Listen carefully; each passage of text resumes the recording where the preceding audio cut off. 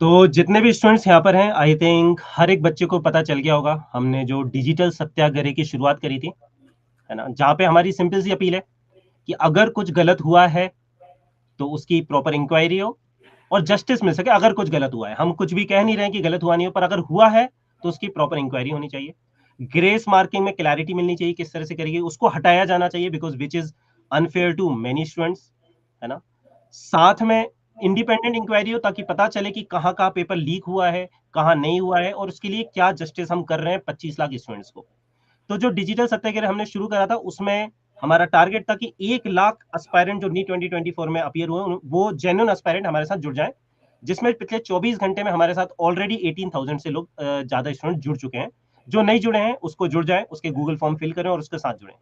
तो अभी देखो, हम तो भाई देखो, मैं तो फिजिक्स टीचर हूँ, है ना? मैं तो तुम्हें उस वे में गाइड कर सकता हूँ, पर लीगली एक्चुअल में हमारे पास क्या पावर है और क्या सही स्टेप्स होनी चाहिए, तो उसके लिए भाई हमारे साथ आज जुड़े हुए हैं तनसुख सर। मैं बता देता हूं उनके बारे में। पहले तो वो एक एडवोकेट है, बहुत ही जानी नाम है, आपको बस उनका नाम गूगल करने की जरूरत है और आप उनके बारे में जान जाएंगे। उसके साथ साथ वो जुडिशरी एग्जाम के टॉप टीचर भी हैं। हेलो सर, कैसे हैं सर आप? Hello Prateek, good evening. I am perfectly fine. Sir yes आपने प्रतीक। भी सुना आज कल आपको नीट का खबर सुनने को मिला कि मतलब इलेक्शन का माहौल चल रहा है, आई नो, पर नीट की कोई खबर आप तक पहुंची क्या? सर नीट की खबर नहीं, नीट का तूफान पहुंचा है। अच्छा, आप तक भी पहुंच गया है। ठीक बिल्कुल है। तूफान तो पहुंचा सर है। फिर तो फिर आपको भी पता तो चल ही गया होगा जो मैटर हो रहा है ना? कि जैसे अभी रिसेंटली रिजल्ट आया, जो कि एक्चुअल में 14 जून को आना चाहिए था, पर फिर पता नहीं क्यों एकदम से इतने जल्दी सडनली आ गया आउट ऑफ नोवेयर, और जिस दिन इलेक्शन का रिजल्ट चल रहा था उसी दिन आया, ताकि पता जिस भी रीजन से आया है। फिर साथ में बहुत सी अजीब चीजें देखने को मिल गई। कई स्टूडेंट्स को ग्रेस मार्किंग दी गई, जो कि आज तक नीट में कभी नहीं हुआ था। और ऐसा बोला गया कि 2018 में सुप्रीम कोर्ट का कुछ एपेक्स ऑर्डर था जिसके बेसिस में नॉर्मलाइजेशन करा गया, और ऐसा ऐसा कुछ हुआ है सर, है ना? तो सर आप बताइए कि ये ग्रेस और पहले कभी नहीं दी गई थी, और कितने लोगों को दी गई ग्रेस मार्किंग ये नहीं बताया गया। कितनी दी गई अभी तक ये भी नहीं बताया गया। ऑल दो आरटीआई फाइल करी और बहुत सारे बच्चे आरटीआई फाइल कर रहे हैं, ज्यादा से ज्यादा। आज हमने भी करी, हर तरफ से कर रहे हैं, पूरे देश में कर रहे हैं बच्चे आरटीआई फाइल। वी होप उसका रिजल्ट हमें बहुत जल्दी मिले। फिर वो कुछ ही बच्चों को करा गया ये बोल के कि उनका समय बर्बाद होता, पर सारे बच्चों को नहीं करा गया। तो इसमें अपन क्या कर सकते हैं सर, तंसुख सर? प्रतीक सर, मुझे इस खबर के बारे में स्पेसिफिकली कहा गया था कि आपसे मुझे जुड़ना है तकरीबन 2 घंटे पहले। ठीक है। हम लॉ के बंदों की एक प्रॉब्लम होती है कि हम थोड़ा बिना रिसर्च कभी किसी के सामने जा नहीं पाते, है ना?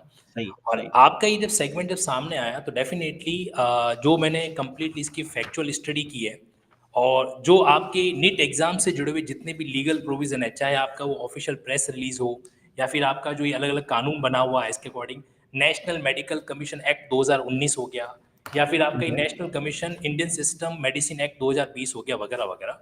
तो ये सारा स्टडी करने के बाद में अब जो मैं आपको बताने वाला हूँ उसका एक जी कंक्लूजन कुछ है। जी। देखो सर, ऐसा है कि नीट का एग्जाम जो है हमारे लॉ के क्लैट की तरह, हमारे जैसे एनएलयू का एडमिशन हम्म। होता है, तो वैसे भी आपका एक एंट्रेंस एग्जामिनेशन है जो होता है। बिल्कुल। जहां तक मैंने इसका स्टडी किया है, 2019 से ये आपका एनटीए को टेक ओवर करवाया गया था, है ना? बिल्कुल। मतलब 2019 के बाद से ये एनटीए जो है इसको क्या एग्जाम कंडक्ट करवाया गया है। और इसमें भी जो कोई डाउट नहीं है कि जो ऑफिशियल आंकड़े हैं उसके अनुसार इस बार जो है सबसे ज्यादा कैंडिडेट हैं जो बैठे थे, है ना? बिल्कुल 25 लाख, मतलब अराउंड 25 लाख। हाँ, अराउंड 24-25 लाख बैठे। अगर टू प्रिसाइज बात करूँ तो लगभग 9.96 lakh male candidate, 13.32 female candidates और लगभग 17 ट्रांसजेंडर आपके इस बार एग्जाम के अंदर बैठे। एग्जैक्टली। अब यहाँ पर ये जो आपका एग्जाम कंडक्ट हुआ था ये 5 मई को हुआ था, if I am not wrong, correct? जी। और 5 मई से एक दिन जस्ट पहले इन्होंने आपके जो रिक्रूटमेंट अथॉरिटी एनटीए, इन्होंने एक प्रेस रिलीज है जो जारी किया था। मैं हम्म। आपको इसको अलग से शेयर भी करूंगा। तो बिल्कुल। इस 20 से 22 पेज की प्रेस रिलीज के अंदर उन्होंने एग्जाम के संबंध में बहुत सारी बातें बताई। आप समझो सर, 20 पेज का एक डॉक्यूमेंट बहुत बड़ा डॉक्यूमेंट होता है। बिल्कुल। इसमें बिल्कुल। उन्होंने एग्जाम के पुराने सारे आंकड़े हैं जो बता दिए। अब ये मैं जी। आपको क्यों बता रहा हूँ, क्योंकि आपने ग्रेस मार्क का एक वर्ड अभी इस्तेमाल किया था, बिल्कुल। तो उस जी पॉइंट को थोड़ा और अच्छे से एक्सप्लेन करने के लिए ये बात हमारी यूजफुल है जो कि। तो अब हुआ ये है कि इस प्रेस रिलीज में इन्होंने, प्रतीक सर, बहुत ही जी। स्पष्ट रूप से कहा है। मतलब मैं जब इसके पेज नंबर 7 पे जा रहा हूं तो लिखा है कि ये एग्जामिनेशन जो है हम हमारे देश के तकरीबन तकरीबन कितने 4750 4750 सेंटर पे, जो कि तकरीबन 550 ज्यादा सिटीज के अंदर होने वाला है, और 14 आपके आउटसाइड इंडिया की सिटीज में भी एग्जाम है जो कंडक्ट होने वाला है, वगैरह जी। वगैरह, और 13 अलग अलग लैंग्वेज में ये आपका नीट का एग्जामिनेशन है जो कंडक्ट कराया जाता है। जी। इन्होंने लिखा है कि ये पूरा एग्जामिनेशन सीसीटी मॉनिटरिंग के अंदर होता है, पहला पॉइंट। दूसरा जी। लिखा है कि ये एआई बेस्ड वीडियो के अकॉर्डिंग इसका एनालिसिस करते हैं, और तीसरा लिखा है कि हर सेंटर पे 5G जैमर लगाए गए हैं, और इतना ही नहीं, इन्होंने हर सेंटर पे अलग-अलग जो इनके सेंटर सुपरिटेंडेंट हैं, फिर ऑब्जर्वर हैं, फिर डेप्यूटी ऑब्जर्वर है, इन्विजिलेटर वगैरह ऐसे कई लोगों को अपॉइंट हो चुके हैं। हुँ, हुँ, मजेदार बात ये है कि इतना सब कुछ होने के बावजूद भी कुछ समय पहले शायद आपको जानकारी में होगा कि बिहार के अंदर आपके इसी एग्जाम हुँ। के आसपास एक एफआईआर दर्ज हुई थी। बिल्कुल, जस्ट एग्ज़ाम के और बाद हुआ था, बिल्कुल। यस, हुँ, यस, यस, हुँ, और उस एफआईआर में स्पेसिफिकली कहा गया, और ये आई थिंक 4 मई की बात है, कि हुँ, पेपर जो है वो कैंडिडेट्स को एक तरीके से पहुंच गया था। ये मैं आपको ऑफिशियली बता रहा हूँ, जो मतलब इस तरह से हुँ, एफआईआर दर्ज होने वाला। आप अगर चाहेंगे बिल्कुल, तो बिल्कुल। भविष्य में इसको हाँ, एफआईआर की कॉपी या वो जो इसकी रिपोर्ट अगर बनी है बिल्कुल, तो अभी उसका भी आप अवेलेबल क्या है, कर रहे ज़ी हैं। न्यूज़ ने भी शेयर करा, वो बिल्कुल अवेलेबल है, वो सभी के पास है, बिल्कुल, यस, एग्जैक्टली। बिल्कुल। तो हुँ, अब उसमें एक आ गया कि पेपर इस तरीके से लीक वीक हुआ गया, और एक तरीके से मैटर सप्रेस भी हो गया बाद में। अब ज़्यादा इसको हाईलाइट में लाने, आज ये आपके हुँ, हाईलाइट में इसलिए आया है क्योंकि कहीं न कहीं 67 जो टॉपर्स हैं, उनका हुँ, सेम स्कोर आ रहा है, और same score 720, if I am not wrong, बिल्कुल, फुल आउट 720 ऑफ फुल, का maximum full score out of होता फुल। है। जी, full exactly. Out of full. हुँ, हाँ, तो अब ये कैसे पॉसिबल हो जाता है कि भैया हुँ, एक ही जो नंबर है वो हुँ, तकरीबन-तकरीबन 67 कैंडिडेट्स को, हुँ, मतलब द्रौपदी हुँ, कह रही है मेरे कितने पति तो मेरे सारे पति, ये तो वो वाली बात हो जाती है यहाँ पे। हुँ, तो हुँ, ऐसे हुँ, केस में सर अब आपके पास में रेमेडी की अगर बात की जाए ना सर, तो आपके हुँ, पास हुँ, रेमेडी के अंदर डेफ़िनिटली सबसे पहले तो सर, अगर आप कोर्ट जाने का सोच रहे हैं, तो हुँ, आपको एक होमवर्क यहाँ पे करना पड़ेगा। आपको हुँ, अपना डेटा इकट्ठा करना पड़ेगा, हुँ, और एप्लीकेंट जो कोर्ट जाना चाहते हैं, उनका हुँ, एक मतलब उनकी अथॉरिटी के साथ में आपको क्या करना पड़ेगा, डेटा कलेक्शन है जो लेना पड़ेगा, नंबर ठीक है, 1। अब ठीक है। यहाँ पर सर, ये जो ग्रे सिस्टम की बात कर रहे हैं, मैं आपसे एक बात जानना हुँ, चाहता हूँ, ये ग्रे हुँ। सिस्टम इससे पहले कभी हुआ है नीट एग्ज़ाम में? ये जो नहीं, ग्रे मैंने सिस्टम, तो सर कभी नहीं सुना ऐसा कुछ कि ग्रेस मार्किंग दी गई हो, आज तक कभी नहीं सुना मैंने तो। तो जितना मैं जानता हूँ कभी नहीं हुआ सर, ये कभी नहीं हुआ है।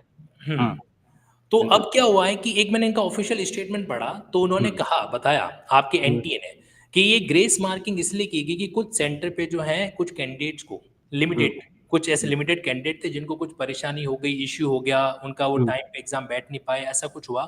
तो हुँ, उन्होंने उन सेलेक्टेड कैंडिडेट्स को जो क्या दिया, इस तरीके से ग्रेस मार्किंग का जो है बेनिफिट दिया गया, बिल्कुल, है ना? बिल्कुल। अगर इस बात में सच्चाई है, तो ये हुँ, अपने आप में क्या हो जाता है, एक अनफेयर प्रैक्टिस के अंदर आ जाता है। हुँ, क्योंकि आप हुँ, ऐसा नहीं कर सकते। आप या तो हुँ, कोई बेनिफिट जो है वो सबको दो, और अगर बिल्कुल। आपकी कोई ऐसी गाइडलाइन है, तो इस 20 पेज की जो आपने गाइडलाइन जारी की है, इसके अलावा और कोई ऑफिशियल डॉक्यूमेंट, उसमें आपने इसको क्यों नहीं मेंशन कराया कि भई ऐसा ग्रेस मार्क है कि नहीं है? हुँ, है ना? बिल्कुल। सर फैक्चुअल इस बारे में आप मुझसे शायद हाल-फिलहाल अभी बेहतर जानते हैं, लेकिन जो हुँ, लीगल मैटर जो मैं आपको बता पा रहा हूँ, जो मैंने जी, ऑब्जर्व किया, वो आपके सामने रख रहा हूँ। जी, क्योंकि जब ऑन रिकॉर्ड आपके पास ग्रेसिंग सिस्टम परमिशिबल नहीं है, तो आप इसको इस्तेमाल नहीं कर सकते। जी, तो यहाँ पर से बिल्कुल। अगर आप कोर्ट जाते हैं, तो उस केस में आपके पास में एक तो स्ट्रॉन्ग चीज़ बात ये पॉइंट बन सकता है कि उन्होंने ग्रेसिंग मार्क यूज़ किया, और हुँ, कहीं न कहीं ये चीज़ जो है आपके लिए एक मतलब क्या हुँ, कैंडिडेट्स के लिए इंटरेस्ट में हुँ, नहीं है। हुँ, हुँ, एक एक ग्राउंड मैंने और भी पढ़ा यहाँ पे सर, आपका कोई एग्ज़ाम के अंदर एक क्वेश्चन आया था जी। कि एटम के एलिमेंट जो है स्टेबल होते हैं कि नहीं थे? ऐसा भी कोई फिज़िक्स इश्यू का, क्रिएट हुआ था। फिज़िक्स का हाँ, वो कुछ क्वेश्चन था जिसमें मतलब 2 आंसर पॉसिबल थे, एक पुरानी एनसीईआरटी, एक नई एनसीईआरटी के हिसाब से, हुँ। पर फिर उन्होंने दोनों को सही मान लिया है फिलहाल, ऐसा करा है। एग्ज़ैक्टली। तो हाँ, ये मैं आपको इसलिए बता रहा हूँ क्योंकि एक उन्होंने अपने आंसर में ये भी कहा, आरटी आपके एनटीए ने, कि हुँ, 720 मार्क्स इसलिए आए हैं क्योंकि हमने कुछ कैंडिडेट्स को इसके बदले में बोनस दे दिया, और उनका 715 से स्कोर 720 में चला गया। ठीक अभी है। कितना सच्चाई है, कितना नहीं है, वो तो ऑफ़िशियल डेटा के हुँ, बाद ही पता चल पाएगा। हुँ, हुँ, तो यहाँ पे सर सबसे पहला मेरा आपसे सजेशन है कि हुँ, आपके जितने भी स्टूडेंट्स हैं, हुँ, उन सभी को ऑनलाइन आरटीआई फाइल करना है, कहीं भटकने की ज़रूरत नहीं है। हुँ। आप ऑनलाइन आरटीआई का पोर्टल है, मैं आपको इसका नाम बता देता हूँ, जहाँ पर सारे कैंडिडेट कर सकते हैं, rtionline.gov.in। सर एक्चुअली आज हम लोगों ने पता है कराया है ये अभी आई थिंक 2 घंटे पहले ही हमने कराया है। लाइव मैंने सिखाया भी बच्चों को कैसे कर सकते हैं आरटीआई। मैंने भी फाइल करा है अमेज़िंग, बहुत और अच्छी बात है सर, वो क्योंकि ₹10 लगता है तो बहुत से बच्चे कर रहे हैं मतलब पूरे इंडिया से कर रहे हैं। सारे टीचर्स इसको कर रहे हैं कि भाई प्रेशर बनाओ, आरटीआई फाइल करो, जितना कर सकते हो। देखो सर क्या है कि जुडिशरी सिस्टम के अंदर भी बैठा इंसान ही होता है, और हुँ, एडमिनिस्ट्रेटिव बैठा इंसान है, तो इंसान जो है वो प्रेशर से प्रभावित होता है, इस बात को अपन जी, नज़रअंदाज नहीं कर सकते। जी, तो बिल्कुल। डेफिनेटली अगर आप, अब मेन बात ये भी है कि आरटीआई में आप मंगवा क्या रहे हो सर। जी, आप जो बिल्कुल। हैं, आपने अगर आरटीआई के प्रोसेस बताए, तो कैंडिडेट्स को क्वेश्चन भी बताना कि किन हुँ, क्वेश्चंस को आप आरबीटी से, मतलब क्या चीज़ें आरबीटी से आप इन्फॉर्मेशन में लेना चाहते हो आरटीआई जी। के तहत। जैसे अभी हम लोगों ने जो डिमांड करी है मैं बता देता हूँ और हम अगर कुछ और करना है तो आप हमें बताइए कि हम लोगों ने पहले तो ये माँगा है कि भैया ग्रेस मार्किंग कितने बच्चों को करी गई है? कितनी करी गई है? क्या प्रूफ है कि उन बच्चों का समय बर्बाद हुआ था? और बाकी और जगह जो समय बर्बाद हुआ उनको क्यों नहीं करी गई? प्रूफ प्रॉपर माँगा है, उसमें पूरा डिटेल दिया जाए एप्लीकेशन नंबर वाइज़ इस बच्चे का इतना समय बर्बाद था, इतनी ग्रेस मार्किंग करी गई है और बाकी फिर जो इतने सारे बच्चे बोल रहे हैं उनका समय बर्बाद था, उनके सीसीटीवी चेक करे जाएं और उनको क्यों नहीं करी गई? ये सिलेक्टिवली क्यों करी गई है? एक ये मांगा है। हाँ, मतलब इसमें आप यही कह सकते हो, अगर जैसे मान लो मैं इसमें क्वेश्चन फ्रेम करना चाहूँ, तो पहला मेरा सवाल जी। ये होगा कि हम्म। क्या नीट के एग्जामिनेशन के अंदर हम्म। ग्रेसिंग देने का किसी कोई सिस्टम का कोई कानूनी प्रावधान है क्या? ये पहला पॉइंट। हम्म। दूसरा, इस बार की नीट एग्जाम 2024 के एग्जाम में कितने नंबर ऑफ स्टूडेंट को जो है ग्रेसिंग सिस्टम का बेनिफिट दिया गया? दूसरा हम्म। सवाल। कौन से हम्म। ऐसे लीगल ग्राउंड हैं जो ग्रेसिंग सिस्टम हम्म। देने के लिए आपको इजाजत देते हैं? तीसरा सवाल। हम्म। मतलब क्या ठीक है। होता है सर, आरटीई की एप्लीकेशन में आधी आरटीई की एप्लीकेशन इसलिए रिजेक्ट हो जाती है क्योंकि वो क्वेश्चंस को जो ऑब्जर्वेशन नहीं कर पाते और कुछ अपन हम्म। क्वेश्चन को ऑब्जर्व करवा नहीं पाते, है ना? हम्म। तो थोड़ा स्पेसिफिक ग्राउंड बनने से क्या होगा, आपको बेनिफिट मिलेगा कोर्ट प्रोसीडिंग के अंदर। अब ठीक है। आरटीआई ठीक है। लगाने से सर आपको रिलीफ फिलीफ कुछ नहीं मिलने वाला है, ये तो सिर्फ आपका एक डॉक्यूमेंट तैयार कर रहा है जो आप अपने भविष्य में जाके कोर्ट के अंदर इस्तेमाल नहीं जो कर पाएंगे। ठीक है। और यहाँ पर पर सर आरटीई जैसे के बाद इनको इन्फॉर्मेशन देना जरूरी है, ये पक्का है, इनको इन्फॉर्मेशन भेजना पड़ेगा। इन्फॉर्मेशन देना जरूरी है, लेकिन सवाल ऐसा होना चाहिए जो आपके लिए काम का हो, ठीक है। ठीक है। है ना? क्योंकि हम्म। बाकी सारे डेटा का तो हम क्या ही करेंगे, जो जिस चीज हम्म। को आप ग्राउंड बनाना चाह रहे हो उस चीज का आप इन्फॉर्मेशन से आप क्लेम जरूर करें, तो आपके लिए ठीक है। बेनिफिट हो सकता है वहाँ ठीक पे। है। ठीक है। अब दूसरा यहाँ पर ये है सर, मैं आपको एक इंटरेस्टिंग बात बताता हूँ। हम जी। लोग जो है ना, ये सीबीआई इन्वेस्टिगेशन का मामला जो है रिक्वेस्ट कर रहे हैं, रिलीफ मांगना चाहते हैं कोर्ट जी। वगैरह से। जी। सीबीआई क्या होता है सर, पहले प्रगति जी में थोड़ा सा आपको आइडिया देना चाहता हूँ। जी। जी। जी। क्या हुआ था सेकेंड वर्ल्ड वॉर के टाइम के अंदर ना, भारत सरकार में अंग्रेजों ने इस संस्थान को जो स्टैब्लिश किया था, ठीक है। और 1946 में दिल्ली पुलिस एस्टैब्लिशमेंट एक्ट के तहत जो ये संस्थान वर्क कर रही है। और ये ठीक है। संस्थान सीधे सेंट्रल गवर्नमेंट के अंडर में आती है, स्टेट के अंडर में नहीं आती है। तो ठीक इसलिए है। अगर किसी स्टेट टेरिटरी के अंदर इनको इन्वेस्टिगेशन करना है, तो उनको या हम्म। तो स्टेट गवर्नमेंट की परमिशन चाहिए होती है, या फिर हम्म। सुप्रीम कोर्ट और हाई कोर्ट से इनको ऑर्डर चाहिए होता है। ठीक है। ठीक है, हाई कोर्ट भी ऑर्डर दे सकता है यस, मतलब। ठीक एग्जैक्टली, है। बिल्कुल। सुप्रीम कोर्ट जाने में कई बार सुप्रीम कोर्ट डांट फटकार भी लगा, बोलता है तुम हाई कोर्ट के पास क्यों नहीं गए? ऐसा ठीक भी है। होता है कई बार। और ठीक है। दूसरा ये है कि अगर आप हाई कोर्ट के पास गए, हाई कोर्ट ने आपका केस रिजेक्ट भी कर दिया, तो आपके पास में एक और रेमेडी है सुप्रीम कोर्ट। लेकिन अगर आप हम्म। पहले ही सुप्रीम कोर्ट चले गए और ना हम्म। चाहे, लेकिन किसी कारण से आपका केस रिजेक्ट हो गया, तो फिर आपके पास हम्म। रेमेडी खत्म हो गई, ठीक है। है ना? ठीक है, और किसी भी स्टेट में, क्योंकि ये नेशनल मैटर का जैसे है, पूरे इंडिया लेवल का, हर स्टेट में हुआ है, हर एक एस्पायरेंट इससे अफेक्टेड है, तो किस स्टेट में होना चाहिए फिर ये, मतलब जैसे सर अगर हाई डिपेंड कोर्ट में करता जाते है हैं? कि आपको कहाँ पे जो है सबसे ज्यादा ये मामला दिखाई दे रहा है। जैसे मेरे पास कुछ आंकड़े हैं आपके कि 67 टॉपर्स में से 11 राजस्थान के हैं, हम्म। 8 आपके तमिलनाडु के हैं, 7 आपके महाराष्ट्र के हैं, 4 आंध्र प्रदेश के हैं, 4 बिहार के हैं, और भी कई सारे ऐसे स्टेट होंगे। हम्म। कुछ मेरे ऐसे एक पास हरियाणा के सेंटर पे देखा गया एक्चुअल में कि 62 से 69 रोल नंबर वाले सारे लगभग एक ही सेंटर में, तो उनके रोल नंबर बहुत आजू बाजू हैं, तो हम्म। मतलब जैसे ये देखा गया। देखो प्रतीक सर, क्या होता है कि एक होता है प्रिजम्पशन और एक होता है फैक्चुअल चीज। हम्म। हम्म। मतलब मैं आपको थोड़ा कोर्ट के एंगल से बात बताना जी चाहता जी हूँ, बिल्कुल। क्योंकि जब हम कोर्ट में बात कहते हैं ना कि सर देखो एक ही सेंटर पे ये आ गए, इतने सारे एंड, तो वो कह रहे हैं कि भाई तुम ये प्रूफ करो कि इतने लोग आए हैं तो इन्होंने बदमाशी की होगी, है हम्म। ना? तो ऐसे केस के अंदर आप उस संबंधित हाई कोर्ट में जा सकते हैं, और आपका तो प्राइमा फेसाई कंसर्न यहाँ पर यही है कि भाई हम्म। आप एक बार जो है काउंसलिंग को स्टे करा के जेन्युइन तरीके से, ऑनेस्ट तरीके से इसकी इन्वेस्टिगेशन कराना चाहते हैं। हम्म। हम्म। अब सर मैं आपको सीबीआई के बारे में बात बता रहा था, तो जी। डेफिनेटली आप हाई कोर्ट में जा सकते हैं, सुप्रीम कोर्ट में जा सकते हैं, और कोई भी रिलेवेंट हाई कोर्ट जहां पे ऐसी कोई घटना हो, क्योंकि सीबीआई ऑल ओवर इंडिया में होता है, तो किसी हम्म। भी हाई कोर्ट को आप अप्रोच कर सकते हो। जी। सीबीआई सर 3 मैटर में इन्वेस्टिगेशन करता है। ठीक है। पहला मैटर होता है जहां पे करप्शन का कोई केस हो। ठीक है। दूसरा मैटर जहां पे इकोनॉमिक ऑफेंस का कोई केस हो, ठीक है। है ना, जैसे नीरव मोदी वाला केस हो गया हम्म। वगैरह। और हम्म। तीसरा वाला जो मैटर होता है उसमें सीरियस सेंसेशनल ऑर्गेनाइज क्राइम। ठीक है।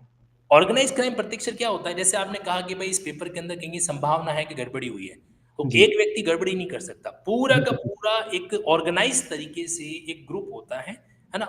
वो इस चीज के अंदर क्या होता है, इन्वॉल्व है, जो होता है एक हम्म। इंडिविजुअल व्यक्ति इतनी बड़ी बात है जो नहीं कर सकता, अनडाउटेडली। अनेक। बिल्कुल। तो एग्जैक्टली। ऑर्गेनाइज क्राइम के ग्राउंड पे आप क्या कर सकते हो, यहाँ हम्म। पे हाई कोर्ट से, या अगर आप सुप्रीम कोर्ट भी जाना चाहें तो वो भी रास्ता खुला है, सुप्रीम कोर्ट से आप क्या कर सकते हो, पिटिशन के माध्यम से ये रिलीफ मांग सकते हो कि साहब इस केस में इतने लोग 24 लाख से भी ज्यादा कैंडिडेट्स का फ्यूचर इन्वॉल्व हो रखा है, और हम्म। यहाँ पर जो है इस लेवल पे इतने कैंडिडेट जो कि आज तक कभी ऐसा नहीं हुआ, इस तरह की हम्म। चीजें नहीं हुई हो, और हम्म। इन्होंने अनफेयर तरीके से जो ग्रेसिंग सिस्टम यूज किया गया है। हम्म। हम्म। एक्चुअली इसको हम लोग है ना सर, नॉर्मलाइजेशन की टेक्निकल वर्ड से इंडिकेट करते हैं कानून के अंदर कई बार। ठीक है। नॉर्मलाइजेशन कह दो, रेगुलराइजेशन कह दो मार्क्स का, हम्म। तो हम्म। ये जनरली परमिशिबल नहीं होता है, आप इस तरीके से ठीक है। नहीं कर सकते, है ना? ठीक है। तो आप इस लीगल ग्राउंड के आधार पर आगे जा सकते हैं, और साथ में आपको सपोर्ट कर सकती है वो एफआईआर की कॉपी जो आप बता रहे हो कि बिहार में ऐसा हुआ। तो बिहार में जब वो हुआ था तो उसका फाइनल रिपोर्ट है जो वहां पर क्या आया। तो ठीक इस है। तरीके से आपको बकायदा सुप्रीम कोर्ट या हाई कोर्ट को अप्रोच करना ही चाहिए। हम्म। बट आप ये मान के चलना सर, संघर्ष लंबा होता है, यहाँ पर हम्म। मजबूती आपको पैरों की और अपने विश्वास की दोनों की रखनी पड़ेगी, जी है ना? जी जी और बिल्कुल। डेफिनेटली इसमें सर, ये, हाँ। जितने नंबर ऑफ कैंडिडेट प्रतिशत ज्यादा होते हैं ना, तो हम्म। उसका एक इम्पैक्ट पड़ता है। देखो भाई, जी। लॉयर भी एक इंसान होता है, तो जब ठीक उसको है। लगता है कि इतने लाख कैंडिडेट्स का मैटर आ रखा है, तो कई बार हम्म। सर पता है उसको प्रो बोनो भी डील कर देता है। प्रो बोनो मतलब वो बोलो मीन्स। प्रो बोनो का मतलब विदाउट एनी चार्ज हाँ, फॉर ये पब्लिक बिल्कुल। बेनिफिट्स है, वो क्या करता है उस मैटर हाँ, को डील कर लेता है, और कोई चार्जेस वार्जेस भी पीएसए करने की आवश्यकता नहीं रहती। बिल्कुल हाँ बिल्कुल। ठीक है, जो उसकी लागत लगी वो एक अलग बात है, बाकी वो आपसे कोई ऐसा कॉस्ट वगैरह है जो नहीं लेता, है ना? ठीक है। हाँ, तो तो अभी जो मैंने आपकी बातें सुनी उसमें से दो दो चीजें मुझे पूछनी है। एक तो आपने कहा कि सीबीआई 3 चीजों में डील करता है, राइट? हुँ, तो जैसे ये जो मैटर है, एक आपने कहा था करप्शन का, है ना? हुँ। अगर मान लो ऐसा कुछ हुआ है कि पैसे के लिए मान लो पेपर लीक करे गए, लेट्स से, अगर हुआ ऐसा, तो क्या वो करप्शन के अंडर नहीं आता है? मैं ये जानना चाहता हूँ। बिल्कुल आता है सर, और इसमें आपको एक तो इंटरेस्टिंग बात और बताता हूँ प्रतीक सर। हुँ, सामान्यतः आप सीबीआई को डायरेक्टली अप्रोच नहीं कर सकते। ठीक है, आपको हाई कोर्ट, सुप्रीम कोर्ट या स्टेट गवर्नमेंट के माध्यम से करना पड़ता है। ठीक है। लेकिन अगर किसी पब्लिक सर्वेंट का करप्शन में इन्वॉल्वमेंट है, हुँ, तो अगर वहाँ की स्टेट गवर्नमेंट ने सेंट्रल गवर्नमेंट को जनरल कंसेंट दे रखी है, तो हुँ, उस केस में व्यक्ति डायरेक्टली सीबीआई को कंप्लेंट भी लॉन्च कर सकता है। ठीक है, ठीक है, ठीक है। मतलब अगर आप करप्शन की बात को अगर आप साबित कर पाते हैं, या फिर आपके पास पुख्ता कोई ऐसी जानकारी है इस संबंध में, हुँ, जैसे एग्जाम्पल के तौर पर यहाँ पे इन्होंने मेंशन कर रखा है प्रेस रिलीज में कि तकरीबन तकरीबन हर सेंटर पे एक सेंटर सुपरिटेंडेंट होता है। तो जी, आपको जिस सेंटर का डाउट लग रहा है ना कि भाई वहां सेंटर पे, अभी हुँ, आप कुछ कह रहे थे कि एक ही सीरीज के इतने सारे कैंडिडेट्स आ गए थे, जी, बिल्कुल। हुँ, तो आप उस पर्टिकुलर सेंटर को टारगेट करके भी उस सेंट्रल सुपरिटेंडेंट के ऊपर इस बात के करप्शन का एलिगेशन जो है सीबीआई के माध्यम से लगा सकते हैं। ये जी, बकायदा लीगली वैलिड है। मतलब हाई ठीक। कोर्ट, सुप्रीम कोर्ट जाए बिना भी आप जो करप्शन के मैटर को है वो आप लॉन्च हुँ, कर सकते हैं वहां पे। ठीक है, ठीक है, ठीक है, ठीक है। और जो आपने तीसरा बताया था, एक तो ये करप्शन में भी अगर आप आ सकता है, तीसरा आपने बताया था जो सेंसेशनल हाँ, ऑर्गेनाइज़, है ना? सीरियस हो, ये उसके सेंसेशनल भी हो, अंडर आ सकता है ऑर्गेनाइज्ड जितना मैं क्राइम हो। ये उसके अंडर भी आ सकता है जितना मैं समझ रहा हूँ। बिल्कुल से जैसा मतलब आप बता पा रहे हैं, जो फैक्ट आपके सामने बताया आपने, उसके हिसाब से ये एक ऑर्गेनाइज़ तरीके से किया गया क्राइम है। हुँ, और हो सकता है, ऑर्गेनाइज़ संभावना है, संभावना है, हाँ, हाँ, संभावना है। बिल्कुल जी, संभावना है, अगर ऐसा कुछ हुआ है तो वो अपने ऑर्गेनाइज़्ड जी, क्राइम क्राइम की कैटेगरी के अंदर आता है, तो फिर ठीक है। वहाँ पर आप सीबीआई प्रॉप है जो डिमांड कर सकते हैं। ठीक है। तो अब इसमें एक चीज़ और है, जैसे आपने कहा कि बहुत तरह से डॉक्यूमेंटेशन और जैसे कि हर एक चीज़ कोर्ट में प्रूफ नहीं होती, जैसे ऑडियो रिकॉर्डिंग्स या फिर स्क्रीनशॉट वगैरह ये सब तो तुरंत रिजेक्ट हो जाते हैं ना? ये सब तो नहीं होते बहुत प्रॉपर वे में। तो इसके लिए डेफ़िनिटली एक बहुत ही एक्सपीरियंस्ड लॉयर जो इन चीज़ों में डील करता है, who is also a big face, right? जो हमारे साथ होना चाहिए, जो ये सारी चीज़ें कर पाए। देखो सर, डेफ़िनेटली एक्सपीरियंस का तो कोई सानी होता ही नहीं है। अगर हुँ, मान लीजिए कि पब्लिक एग्ज़ामिनेशन के मैटर्स को कंडक्ट करने वाला कोई अच्छा लर्नेड एडवोकेट जो है, अगर आप अपने केस में रखते हैं, तो डेफ़िनेटली जी, वहाँ पे जो प्रोबेबिलिटी है आपके केस की आपके हुँ, फ़ेवर में आने की, वो बढ़ जाती है। जी, क्योंकि वो क्या करता है, प्रॉपर रिसर्च के माध्यम से चीज़ों को क्या करता है, डील करता है। जी, अब जी, जैसे कि मतलब अगर आप कानूनी दाव-पेच के अकॉर्डिंग, जैसे अब मेरे पास जो डॉक्यूमेंट पड़े हैं, अब आपके ये अलग-अलग कानून, मैंने ऑफ़िशियल गज़ट से आपके डॉक्यूमेंट निकलवाए सर। जी, तो वहाँ पे आपका सेक्शन 14 जो है वो एनटीए को इस तरीके से ऑथराइज़ करता है कि आप ये करेंगे, है ना? ठीक है। तो हुँ, उसी आधार पे एनटीए का यहाँ पर क्या बनता है, यहाँ पे मॉरल ड्यूटी भी बनता है। लीगल ड्यूटी तो हुँ, है ही कि वो एकदम हुँ, ट्रांसपेरेंट मैनर के इन चीज़ों को कंडक्ट करवाए। तो ठीक अब है। उसकी स्टेटरी ड्यूटी है ट्रांसपेरेंट तरीके से करवाने की, तो फिर इसने ग्रेसिंग सिस्टम कैसे यूज़ कर लिया? हुँ, क्योंकि ट्रांसपेरेंट हुँ। तो है नहीं, है सही ना? बात है। सही बिल्कुल नहीं है, ट्रांसपेरेंसी तो बिल्कुल है ही नहीं है। हाँ, हाँ, तो उस बिल्कुल। पॉइंट को, उस हुँ, लीगल चीज़ को इस्तेमाल करते हुए अगर आप उन एडवोकेट साहिबा सर के साथ अगर इसको डील करवाएँ, तो डेफिनिटली ये आपके लिए बहुत हेल्पफुल है, जो हो सकता है। ठीक है। हमने एक चीज़ और मैंने स्टार्ट करी थी जैसे 24 घंटे पहले, एक हुँ, डिजिटल सत्याग्रह, है ना? तो उसमें मेन पर्पज़ यही था क्योंकि मुझे ये पता था कि अगर 1-2 लोग जाएँगे तो बहुत जल्दी आपकी बात रिजेक्ट हो सकती है। तो जैसे 25 लाख बच्चे बैठे थे, तो जैसे मैंने अपने मन में एक टारगेट लिया कि अगर 1 लाख बच्चे हमारे साथ जुड़ जाएँ, है ना? हमारे साथ जुड़ जाएँ तो हमारा केस बहुत स्ट्रॉन्ग होगा, कोर्ट भी सुनेगी, मीडिया भी सुनेगी और शायद जैसे आपने बताया कि जो एक्सपीरियंस या बड़े-बड़े लॉयर होते हैं वो प्रो बोनो आपने कहा कि शायद बिना वो कॉज़ के लिए जुड़ जाते हैं, फिर आपसे शायद फीस नहीं लेते वो उतना, है ना? जैसा आपने बताया। तो उसमें मैंने एक गूगल फॉर्म बनाया था जिसमें ऑफ़िशियल ताकि जो बच्चे एक्चुअल में नीट 2024 का एग्ज़ाम देके आएँ, ऑफ़िशियल। तो उनका official mobile number, official email ID, ताकि कोई भी अगर वेरीफाई करना चाहता है, एंटी का भी वेरीफाई करना चाहता है कि भाई ये लोग जेन्युइन है नहीं, दे कैन इजीली वेरीफाई। तो उनसे उनकी की क्या दिक्कत हुई और भी कुछ चीजें पूछी गई।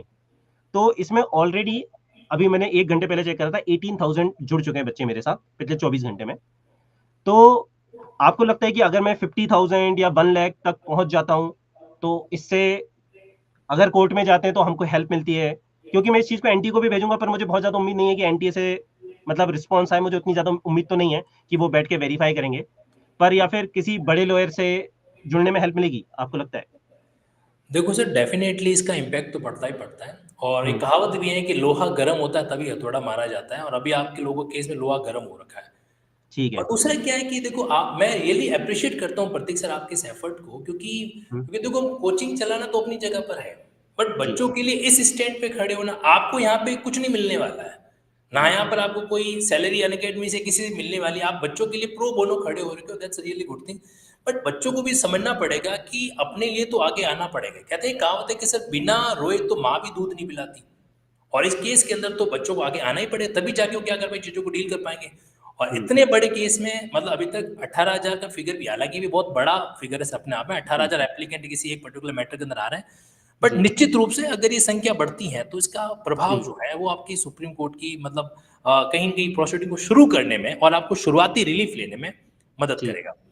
जी कि एटलीस्ट काउंसलिंग रुक जाए, एकदम से काउंसलिंग स्टार्ट हो गई तो फिर हम शायद जो चाह रहे हैं ना वो कर भी नहीं पाएंगे हम लोग। पर प्रतीक सर, मैं उससे आपको पहले एक अगर चीज़ यहाँ हाँ पे और जी स्पष्ट करना चाहता हूँ। जैसे आप जी जी जी काउंसलिंग, जो कि इसका नेक्स्ट स्टेज है, जितना मैं समझ जी पा रहा जी हूँ। बिल्कुल जी बिल्कुल। तो ऐसे केस में अगर आप उसको रुकवाना चाहते हैं, यानी कि आप कोर्ट से जो है एब इंटरिम स्टे लेना चाहते हैं।